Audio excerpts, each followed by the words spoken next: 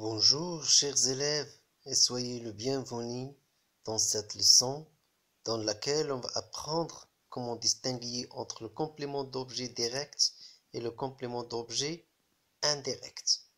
Alors, tout d'abord, je vous demande de lire ces deux phrases. Le garçon écoute la musique. Le garçon aide son père. Alors revenons à la première phrase.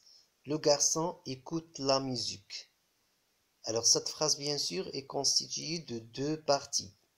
Le groupe nominal sujet, le garçon, et le groupe verbal écoute la musique bien sûr. Et la même chose pour la deuxième phrase.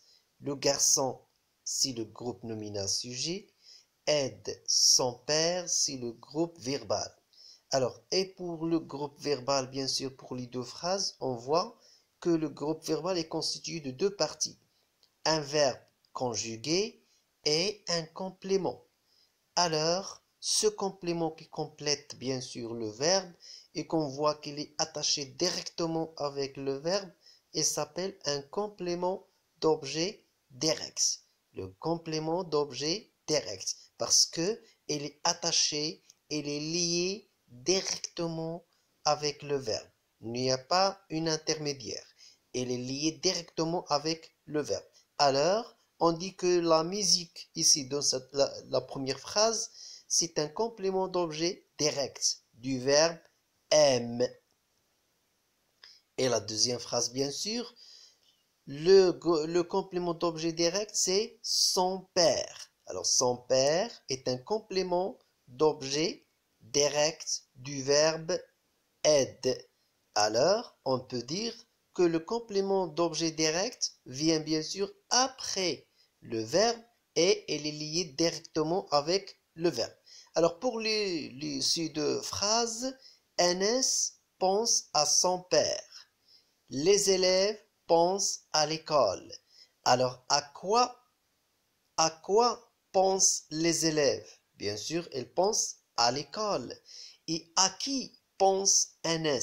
Enes pense à son père. Alors ici, la même chose pour la première phrase est constituée de deux parties. Enes, c'est un groupe nominal sujet. Pense à son père, c'est un groupe verbal. Alors, pense, c'est un verbe. Et son père, bien sûr, c'est un complément. Et on voit que le verbe et le complément sont liés à, à l'intermédiaire, bien sûr, d'une préposition.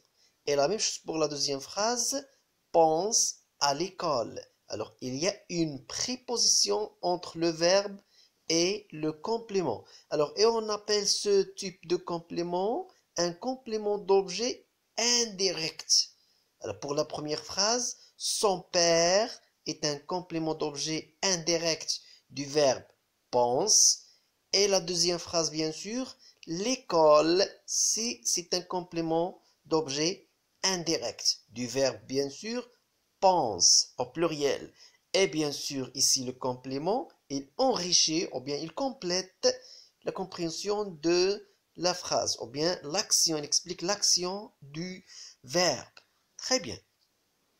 Alors, on peut dire que le complément d'objet direct, il vient bien sûr après le verbe et il est lié directement avec le verbe. Et le complément d'objet indirect, il est lié avec le verbe, mais à l'intermédiaire d'une préposition. Alors, le complément d'objet indirect est attaché au verbe par une préposition. Et bien sûr, soit le complément d'objet direct ou bien le complément d'objet indirect est essentiel au groupe verbal. On ne peut pas supprimer ce complément, soit pour le complément d'objet direct ou bien le complément d'objet indirect. On ne peut pas le supprimer. Alors on va faire maintenant un petit exercice. Désigner le complément d'objet direct ou bien le complément d'objet indirect dans chaque phrase. Ma mère prépare un gâteau. Alors ici, bien sûr, le complément, c'est un gâteau. Alors, et on voit qu'il est lié directement avec le verbe prépare. Alors, un gâteau, c'est un complément d'objet direct. Ahmed frappe à la porte. Alors, le complément, bien sûr, c'est la porte. Et il est lié avec le verbe frappe par une préposition à. Alors, c'est un complément d'objet indirect. Amina arrose les plantes. Alors, le complément, bien sûr, ici, c'est les plantes. Et il est lié avec le verbe directement. Il n'y a pas de préposition. Alors, c'est un complément d'objet direct. La dernière phrase, le médecin parle avec le malade. Alors, le malade, ici, c'est le complément. Alors, c'est un complément, bien sûr, d'objet indirect. Alors, regardez, le médecin parle avec qui? Alors, avec, bien sûr, c'est une conjonction de coordination, mais on peut l'utiliser comme préposition. Alors, le malade, bien sûr, c'est un complément d'objet indirect parce qu'il est lié avec le verbe à l'intermédiaire d'une préposition. Et voilà, alors on peut conclure bien sûr que le complément d'objet direct, il est lié directement avec le verbe et le complément d'objet indirect, il est lié avec une préposition. Alors, au revoir